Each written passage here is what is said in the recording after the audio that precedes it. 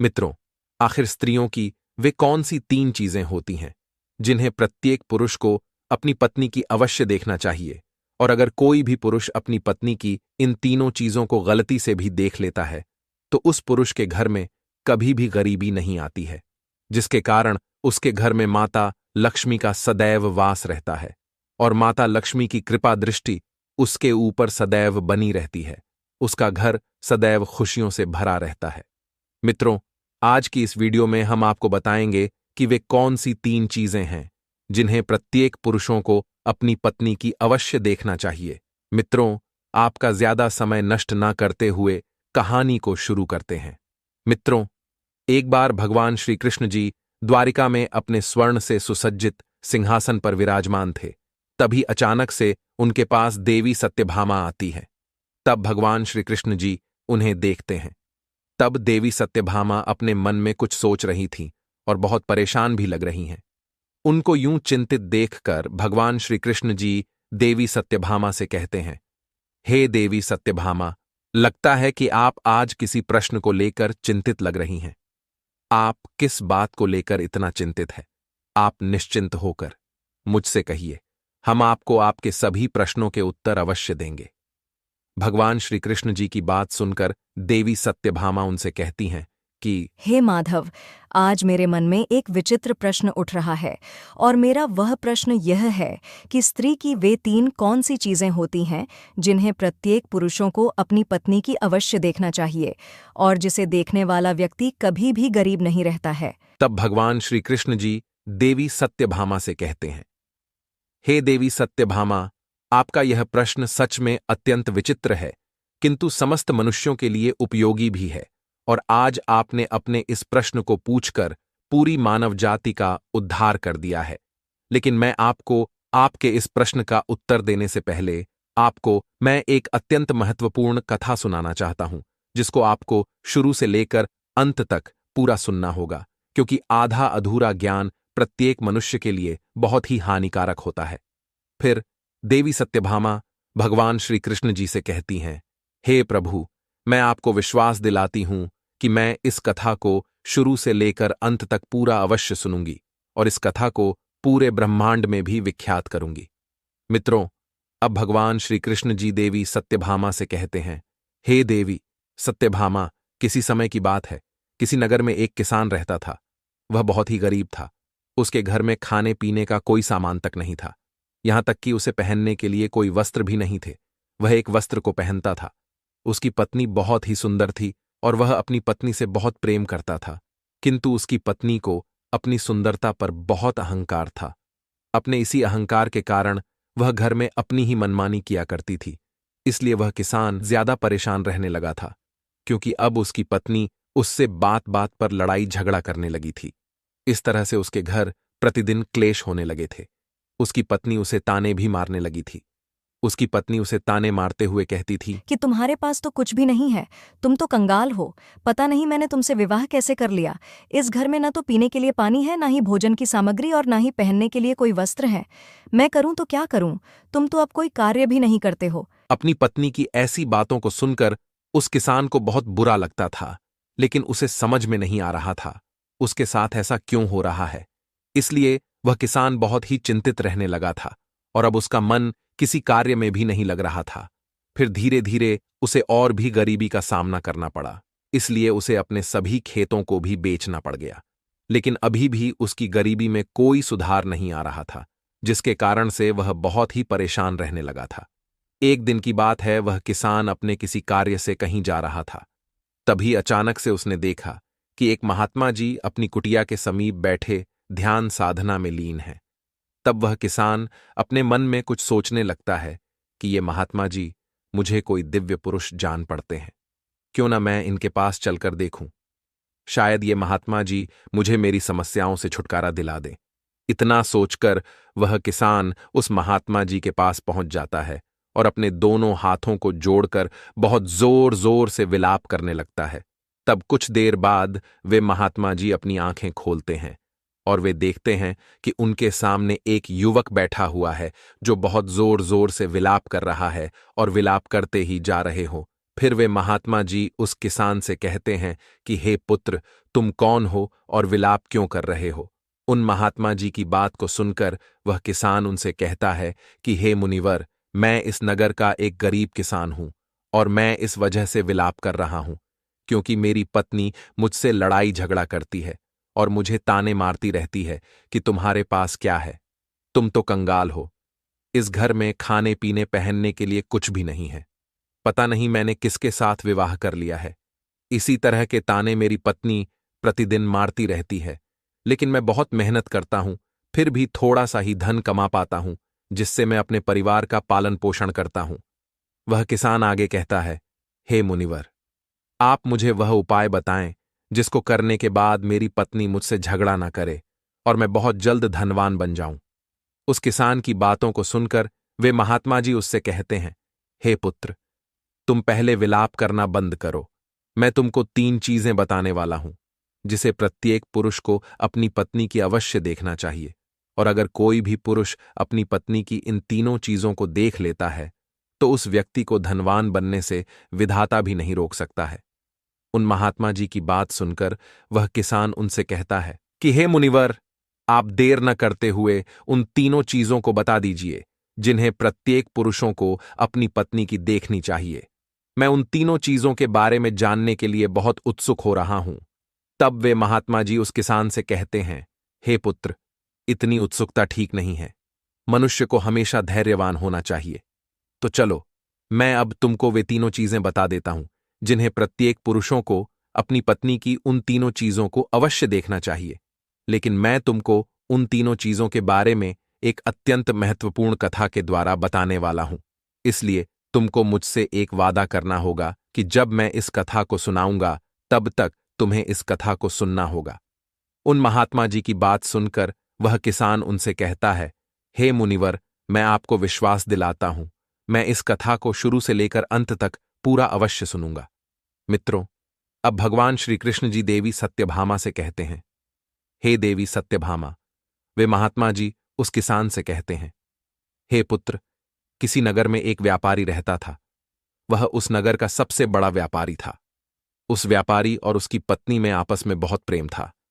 वे दोनों एक दूसरे से बहुत प्रेम करते थे और उनके घर में कभी भी लड़ाई झगड़ा नहीं होता था। कभी भी किसी को लेकर भी व्यापारी और उसकी पत्नी के बीच में किसी भी प्रकार का कोई क्लेश नहीं होता था। इसलिए उसके घर में सदैव माता लक्ष्मी जी का वास बना रहता था। उसे अपने व्यापार में कई गुना सफलता प्राप्त होती थी। व्यापारी और उसकी पत्नी के बीच में इतना प्रेम था कि उसके आस पड़ोस के लोग उनके इस प्रेम को देखकर ईर्ष्या करने लगे थे, जिसकी वजह से कुछ स्त्रियां तो व्यापारी की पत्नी से बात तक भी नहीं करती थीं। उसकी पत्नी प्रतिदिन संध्याकाल के समय एक दीपक अपने घर अवश्य प्रज्वलित करती थी, लेकिन कुछ स्त्रियां उसे ऐसा भी करने से रोकती थीं और कहती थीं कि तुम प्रतिदिन संध्याकाल के समय अपने घर में दीपक क्यों प्रज्वलित करती हो? ऐसा करने से तुम्हें क्या लाभ होगा? तुम ऐसा मत किया करो। किंतु वह किसी की बात सुनकर भी अनसुना कर देती थी और अपनी मनमर्जी किया करती थी। यहां तक वह अपने पति यानी कि उस व्यापारी की भी कोई भी बात नहीं मानती थी। वह अपने अनुसार घर को चलाती थी और वह व्यापारी भी अपनी पत्नी को किसी भी कार्य को करने से मना नहीं करता था, क्योंकि वह व्यापारी बहुत बुद्धिमान था। वह अच्छी तरह से जानता था कि वह अपनी पत्नी को किसी भी कार्य को करने से मना करेगा तो निश्चित है कि उन दोनों में लड़ाई झगड़ा होगा और प्रतिदिन क्लैश होगा, जिसकी वजह से उसका ध्यान अच्छी तरह से व्यापार में नहीं लग पाएगा और व्यापार में हानि होने लगेगी। साथ ही साथ वह व्यापारी अपनी पत्नी को छोड़ना भी नहीं चाहता था, क्योंकि वह अपनी पत्नी से बहुत प्रेम करता था। लेकिन उसकी पत्नी उससे ज्यादा प्रेम नहीं करती थी, बल्कि उस व्यापारी के सामने दिखावा मात्र का प्रेम जताती थी और अपने पति से नाराज भी हो जाती थी। किंतु किसी तरह से वह व्यापारी अपनी पत्नी को मना लेता था। इसी तरह से दिन गुजर रहे थे और वह व्यापारी अपनी पत्नी के साथ सुखपूर्वक से जीवन व्यतीत कर रहा था। फिर धीरे धीरे यह बात पूरे नगर में फैल गई और अब उस नगर के सभी लोग उस व्यापारी और उसकी पत्नी के इस प्रेम का उदाहरण देने लगे थे। फिर जब यह बात उस नगर के राजा को पता चली कि व्यापारी और उसकी पत्नी एक दूसरे से बहुत प्रेम करते हैं, तब उसने अपने सैनिकों को बुलाया और उनसे कहा कि जाओ, उस व्यापारी और उसकी पत्नी को बड़े आदर सत्कार के साथ राजमहल में ले आओ। हम उनका सम्मान करना चाहते हैं, लेकिन तुम उन्हें कुछ भी मत बताना मित्रों। भगवान श्री कृष्ण जी देवी सत्यभामा से कहते हैं, हे देवी सत्यभामा, राजा की आज्ञा पाकर उसके वे सैनिक उस व्यापारी के घर जाते हैं और उसके घर का दरवाजा खटखटाने लगते हैं। फिर कुछ देर बाद वह व्यापारी अपने घर का दरवाजा खोलता है तो वह देखता है कि उसके सामने राजा के सैनिक खड़े हुए हैं। तब वह व्यापारी उन सैनिकों से कहता है कि आप लोग आज मेरे घर क्यों आए हैं। फिर वे सैनिक कहते हैं कि चलिए, आपको राजा साहब ने अपने राजमहल में बुलाया है। फिर राजा के वे सैनिक उन दोनों को अपने साथ राजमहल ले आते हैं। राजमहल में पहुंचकर राजा उस व्यापारी और उसकी पत्नी का अच्छी तरह से अतिथि सत्कार करते हैं। उसके बाद उन्हें थोड़ा सा धन दे देते हैं, जिसको पाकर वह व्यापारी और उसकी पत्नी बहुत प्रसन्न हो जाते हैं और प्रसन्नतापूर्वक अपने घर चले जाते हैं। उसके बाद उस नगर का राजा पूरे नगर में यह ऐलान कर देता है कि आज रात को पूरे नगर में सभी लोगों के घरों में व्यापारी और उसकी पत्नी के बीच इतना प्रेम होने के कारण दीप प्रज्वलित किए जाएं, जिससे उस व्यापारी और उसकी पत्नी के बीच के प्रेम की सराहना हो। राजा की आज्ञा सुनकर उस नगर के सभी लोगों के घरों में दीपक प्रज्वलित किए जाते हैं, किंतु उस नगर के सभी घरों के दीपक थोड़ी ही देर बाद बुझ जाते हैं। लेकिन उस व्यापारी के घर का दीपक अभी भी जल रहा था और उसका प्रकाश बहुत दूर दूर फैल रहा था। फिर उस नगर के राजा ने अपने मन में सोचा कि क्यों न अब मैं बाहर चलकर देखता हूं कि किस किसने अपने घरों में दीपक प्रज्वलित करे हैं और किसका दीपक अभी भी प्रज्वलित हो रहा है। इतना अपने मन में सोचकर वह राजा अपने महल से उस नगर की तरफ देखने लगता है तो उसे दिखाई देता है कि उस नगर में किसी घर में भी कोई दीपक नहीं जल रहा है, लेकिन उस व्यापारी के घर में जलाया हुआ दीपक अभी भी जल रहा है। राजा अभी उस नगर के तरफ देख ही रहा था कि इतने में वहां पर उनकी रानी आ जाती है। तब राजा साहब रानी से कहते हैं कि रानी जी, नगर की तरफ देखिए, नगर के सभी घरों में कोई भी दीपक अभी नहीं जल रहा है, लेकिन अभी भी उस व्यापारी के घर में जलाया हुआ दीपक अभी भी जल रहा है।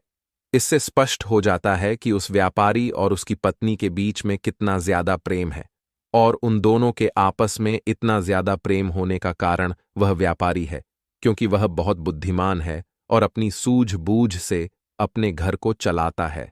लेकिन रानी राजा की बात से सहमत नहीं होती है और राजा से कहती हैं कि हे महाराज, मैं आपकी बात से सहमत नहीं हूँ। मेरे हिसाब से उसकी पत्नी उन दोनों में इतना प्रेम होने का कारण है। मित्रों, भगवान श्री कृष्ण जी देवी सत्यभामा से कहते हैं, हे देवी सत्यभामा। इसी बात को लेकर राजा और रानी में बहुत देर तक बहस होती है और बात लड़ाई तक पहुंच जाती है। फिर राजा और रानी के बीच में तलवारें तक चलने लगती हैं, जिससे राजा और रानी को कई चोटें भी लग जाती हैं। तभी अचानक से राजा ने रानी से कहा कि हम दोनों यूं लड़ाई क्यों कर रहे हैं, क्यों न हम उस व्यापारी और उसकी पत्नी की परीक्षा ले लें, जिससे पूर्ण रूप से स्पष्ट हो जाएगा कि उन दोनों में इतना ज्यादा प्रेम होने का कारण कौन है। राजा की बात रानी भी स्वीकार कर लेती हैं और कहती हैं कि ठीक है, मैं पहले उस व्यापारी की पत्नी की परीक्षा लेना चाहती हूँ। फिर राजा साहब भी कहते हैं, ठीक है रानी जी, आप जैसा चाहें वैसे व्यापारी की परीक्षा ले सकती हैं। फिर रानी कुछ सैनिकों को बुलाती है और उससे कहती हैं, जाओ, उस व्यापारी से कह देना कि अगर वह अपनी पत्नी को मार डालेगा तब मैं उससे विवाह कर लूंगी और राजा साहब को बंदी बनाकर कारागार में बंद कर दूंगी। राजा के स्थान पर उसको सिंहासन पर विराजमान कर दूंगी। रानी का आदेश पाकर वे सैनिक उस व्यापारी के घर पर पहुंच जाते हैं। शाम होने वाली थी और व्यापारी की पत्नी कहीं हुई गई थी, लेकिन वह व्यापारी घर में ही था, क्योंकि वह थोड़ा सा बीमार पड़ गया था। फिर वे सैनिक उस व्यापारी के घर के पास पहुंचकर उसके द्वार के दरवाजे को खटखटाने लगते हैं। तब दरवाजे खटखटाने की आवाज सुनकर वह व्यापारी किसी तरह से दरवाजे को खोलता है तो वे सैनिक उस व्यापारी से कहते हैं, सुनिए, रानी साहिबा का आदेश है कि अगर आप अपनी पत्नी को जान से मार डालेंगे तब रानी साहिबा आपसे विवाह कर लेंगी और राजा साहब को बंदी बनाकर कारागार में डाल देंगी। फिर आपको उनके स्थान पर सिंहासन पर विराजमान कर देंगी। इस नगर पर आपका राज्य हो जाएगा। उन सैनिकों की बात सुनकर वह व्यापारी उन सैनिकों से स्पष्ट रूप से कहता है कि जाइए, रानी साहिबा से कह दीजिए कि मैं अपनी पत्नी को किसी भी हाल में खोना नहीं चाहता हूं, क्योंकि मैं अपनी पत्नी से बहुत प्रेम करता हूं, और अगर किसी ने मेरी पत्नी को नुकसान पहुंचाने के बारे में सोचा भी तो मुझसे बुरा कोई नहीं होगा। और बात रही रानी साहिबा से विवाह करने की, तो आप रानी साहिबा से कह दीजिएगा कि मैं उनसे किसी भी हाल में विवाह करने के लिए तैयार नहीं हूं, चाहे वे मुझे अपना सिंहासन ही क्यों न दे दें। मैं अपनी पत्नी का स्थान किसी को भी नहीं दे सकता हूं। फिर उस व्यापारी की बातों को सुनकर वे सैनिक राजमहल पहुंच जाते हैं और रानी को उस व्यापारी द्वारा बताई गई बातों को बता देते हैं। उसके बाद राजा रानी से कहता है कि देखा ना कि वह व्यापारी कितना समझदार है, और इससे स्पष्ट हो जाता है कि व्यापारी और उसकी पत्नी के बीच में इतना ज्यादा प्रेम होने का कारण वह व्यापारी ही है, क्योंकि वह अपनी पत्नी से बहुत प्रेम करता है। राजा की बात सुनकर रानी राजा से कहती है, आप यह कैसे कह सकते हो? आपने अभी तक उस व्यापारी की पत्नी की परीक्षा तो ली ही नहीं है। फिर राजा कहता है कि ठीक है, मैं आपके मन को संतुष्ट करने के लिए उसकी पत्नी की परीक्षा ले लेता हूं। तब राजा भी कुछ सैनिकों को बुलाता है और उनसे कहता है, जाओ और इस नगर में रहने वाले उस धनवान व्यापारी की पत्नी से कहना कि अगर वह अपने पति को मौत के घाट उतार देगी तो मैं उसको अपनी रानी के रूप में स्वीकार कर लूंगा और उसे सदैव अपनी पटरानी बनाकर रखूंगा। मित्रों, भगवान श्री कृष्ण जी देवी सत्यभामा से कहते हैं, हे देवी सत्यभामा। अब वे महात्मा जी उस किसान से कहते हैं, हे पुत्र, आज्ञा पाकर उसके वे सैनिक उस व्यापारी के घर की तरफ निकल जाते हैं, और उसके घर पर पहुंचकर जब वे सैनिक उस व्यापारी के घर जा रहे थे, तब वे देखते हैं कि उस व्यापारी की पत्नी पानी लेकर आ रही है।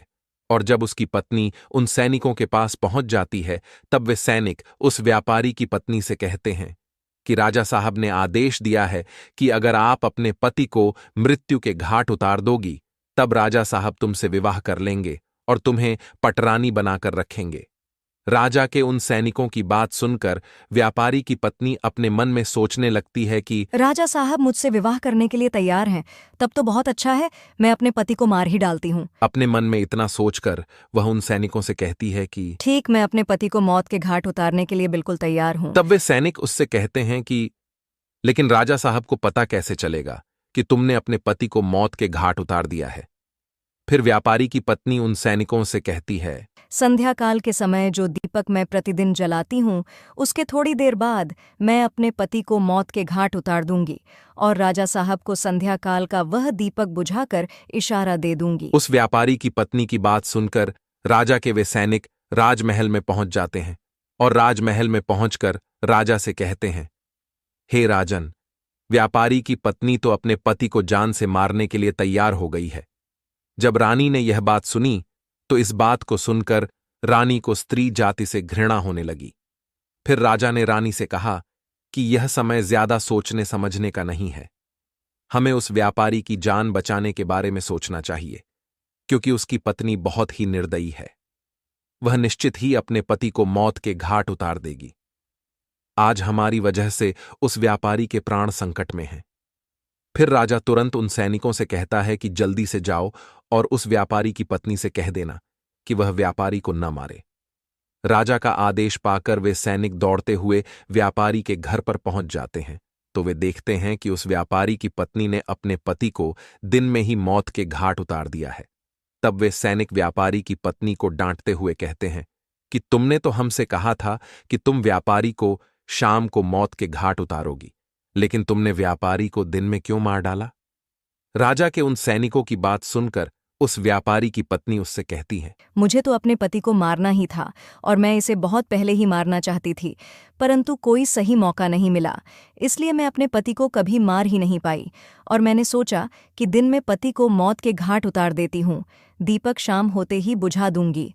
व्यापारी की पत्नी आगे कहती है, तो सैनिकों, मैंने अपने पति को मौत के घाट उतार दिया है, क्या अब राजा साहब मुझे अपनी रानी बनाएंगे? तब उन सैनिकों ने कहा, यह तो आप चलकर राजा साहब से ही पूछ लीजिए।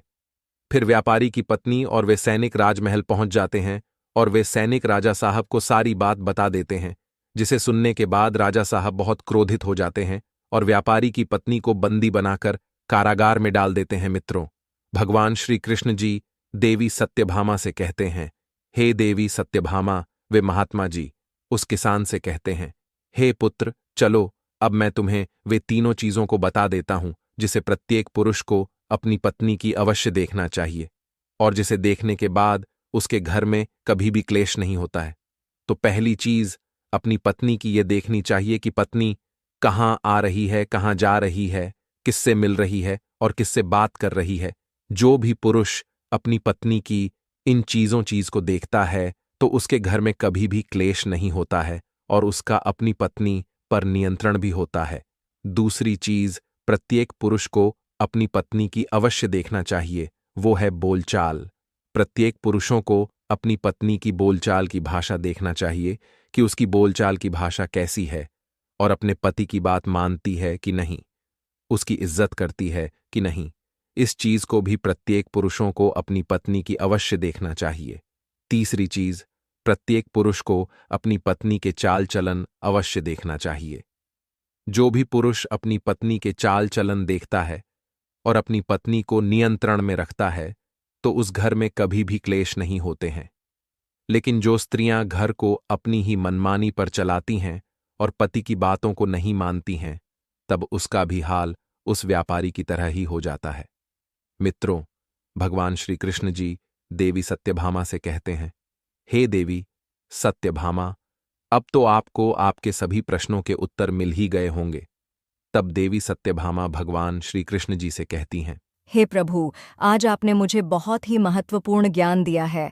मैं आपको विश्वास दिलाती हूँ कि मैं इस ज्ञान का विस्तार समस्त ब्रह्मांड में अवश्य विख्यात करूंगी। मित्रों, आपको यह कथा कैसी लगी मुझे कमेंट करके अवश्य बताइएगा।